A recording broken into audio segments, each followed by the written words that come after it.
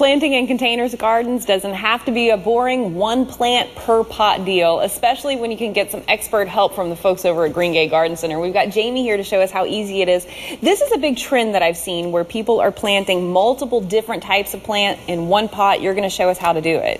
Definitely. A lot of people are doing container gardening.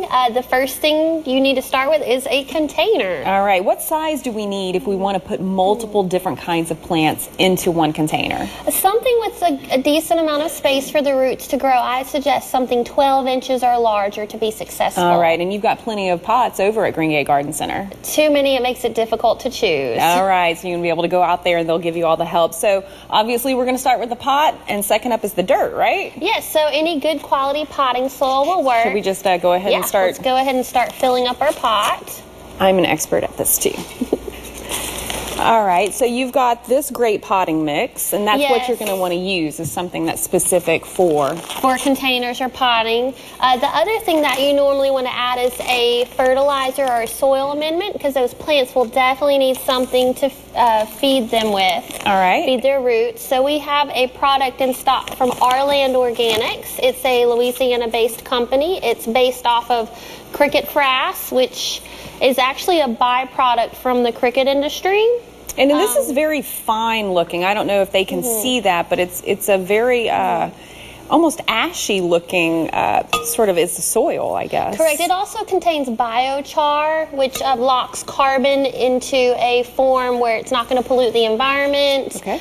The company's awesome. They actually reuse icing containers to package their products, so very environmentally friendly product. Okay. So we have our soil and some of our amendment there. Next, the recipe for a successful container garden is a thriller, a filler, and a spiller. All right. Thriller, filler, and spiller. Yes, okay, you got it. So that means something that is going to grow kind of tall and big and showy, something that's going to fill in all the space, and then something that's going to drape over the edges. Exactly. Does it matter what we start with? No, this is actually going to be our filler. This is our medium height product. Okay, so do we want to do that last or just stick it on in there? You can go ahead and put it in there. I'd put it a little bit towards the front. Okay. That way we have a little space for our thriller behind. And that's a zinnia that you just put in there, a bright orange zinnia. This that I'm going to put in the back is actually a white penta. Oh, that's a very tall plant in comparison. It is. Okay. So that's going to give you a little bit of height. Add some drama. All right, and then a little next drama up, you don't always have to use flowers. Sometimes some foliage is a good contrast against something that blooms. Okay. This is the sweet potato vine. And if you see roots circling, I like to tease them just a little bit. All right, so if the roots are circling around the base there of the plant, you just kind of break it up just a little bit. You got it. Okay. And then if you want to fill in around them with a little bit more soil. Okay.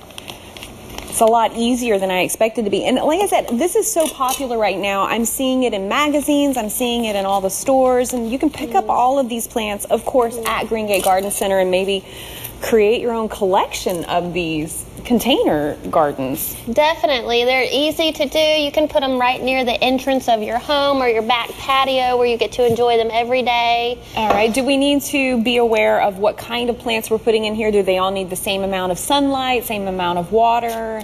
Definitely. This is going to be more of a full sun combination.